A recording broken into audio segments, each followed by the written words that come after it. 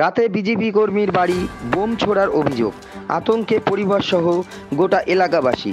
Vote মিটেছে দুদিন, আর তারই মধ্যে ভোট পরবর্তী হিংসার ছবি দেখা গেল গোপালনগর থানার অম্বরপুর গ্রামে। বিজেপি কর্মী রবীন্দ্রনাথ রায়ের বাড়িতে রাতের অন্ধকারে কে বা কারা বোম মেরে পালিয়ে যায়। রবীন্দ্রনাথ জানায়, গতকাল রাতে পার্টির কাজ সেরে বাড়ি ঢোকার পর আনুমানিক 10:30 নাগাদ বাড়ির পেছনে কে বা কারা বোম ছোড়ে। বিকট শব্দে সমস্ত বাড়ি কেঁপে ওঠে। বিজেপি কর্মী রবীন্দ্রনাথ জানান, তার কোনো শত্রু নেই, এমন কাজ কে বা কারা করলো তাও সে বুঝতে পারছে না। এই ঘটনার পর আতঙ্কে রয়েছে গোটা পরিবার সহ এলাকার মানুষ। ঘটনার খবর পেয়ে সকালে ঘটনাস্থলে যান বিজেপি বনগাঁও উত্তরের বিধায়ক অশোক কীর্তনিয়া। অশোকবাবু বলেন, 2021 সালের নির্বাচনেও এই বাড়িতে বোম পড়েছিল। 2024 সালের নির্বাচনের পরও বোম পড়ল। তৃণমূল জানে তাদের হার নিশ্চিত, তাই আতঙ্ক তৈরি করবার জন্য এই সমস্ত কাজ করছে।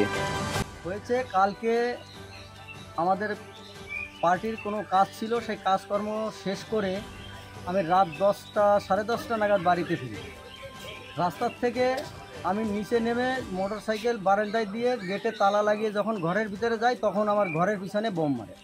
আর বোমে আমার বাড়ি ঘর সব কেঁপে উঠেছে, বাড়ির সবাই কেঁপে উঠেছে, ভয় পেয়েছে, আতঙ্ক আমাদের এখন।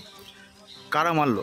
আর কারা মারলো সেটা বলতে পারবো না। আমি বিজেপি পার্টির বনগাঁও 1 মণ্ডলের সম্পাদক হচ্ছি এখন। সেই হিসাবে বিজেপি পার্টির হিসাবে কারা মারলো, আমার অন্য কোনো শত্রুতা নাই। কারা মারলো, কি করলো, কি না করলো সেটা আমি বলতে পারবো না। দেখুন, 21 নির্বাচনের পরেও, বিধানসভা নির্বাচনের পরে এই বাড়িতে বোম পড়েছিল, তার দেয়ালে বোম মারা হয়েছিল। এবং 24-এ যে লোকসভার নির্বাচন হলো, সেই নির্বাচনের পরেও কালকে না বাড়িতে বোম মারা হয়েছে। আর তৃণমূলের বিদায় ঘণ্টা বেজে গিয়েছে সমগ্র পশ্চিমবঙ্গ থেকে, এবং বিশেষ করে বনগাঁ লোকসভা তার মধ্যে উল্লেখযোগ্য। তৃণমূল এখানে গোহারা হারছে, আতঙ্ক তৈরি করার চেষ্টা করছে। পশ্চিমবঙ্গের আমজনতা আইনিভাবে যেটা করার দরকার সেটা করবে, আর যখন দেখবে জনগণের দেয়ালে পিঠ থেকে গিয়েছে, জনগণ বাঁচার তার ন্যায্য অধিকার আছে, গণতান্ত্রিক অধিকার আছে, সেই গণতান্ত্রিক অধিকার যখন প্রয়োগ করতে, তখন আইন তারা হাতে তুলে নেয়। ভোটে হারবে এটা পরিষ্কার হয়েছে, বুঝতে পেরেছে।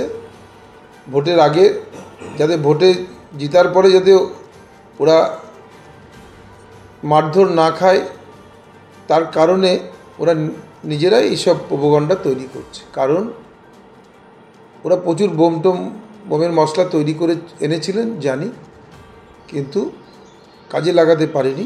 মানুষ এবার স্বতঃস্ফূর্তভাবে ভোট দিয়েছে, তাই ভোটের পরবর্তীতে যে ঘটনা বাঁচার জন্যে এইগুলো ওরা তৈরি করছে। ওখানে কোনো বোম্বিংয়ের কোনো প্রশ্ন নেই। নিজেরা নিজেদের মতন তৈরি করে দৃষ্টিটা ঘোরাতে চাইছে, পুলিশের নজরে রাখতে চাইছে, পুলিশের বাঁচার জন্য চেষ্টা করছে। এসব আর কিছু না, এইসব মিথ্যা কথা। বোম পড়বে ভোটের আগে, ভোটের পরে বোম পড়ে কেন?